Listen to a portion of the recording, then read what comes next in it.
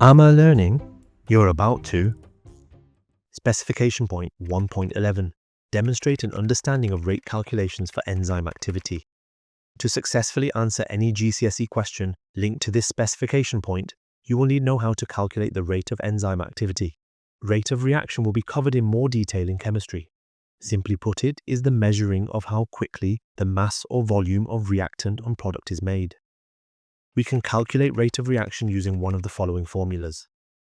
Rate of reaction equals the quantity of reactant used divided by the time taken. Or we can use rate of reaction equals the quantity of product formed divided by the time taken. The rate of reaction is the speed at which a chemical reaction occurs. Let's go through this exam-style example. Step 1. Convert the units. The unit for time is in seconds, so step 1 is to convert 2 minutes into seconds. There are 60 seconds in minutes, so 2 multiplied by 60 equals 120 seconds. Step 2. Write down the formula, which in this question is rate of reaction, equals the quantity of reactant used divided by the time taken. Step 3. The quantity of reactant used is substituted with 234 and the time taken is substituted with 120.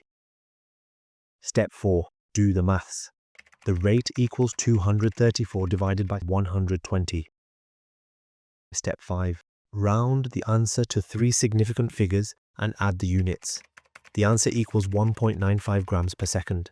It is very important that you show every step alongside using the correct units. If you get the answer wrong, you will at least pick up a few marks due to the correct working out.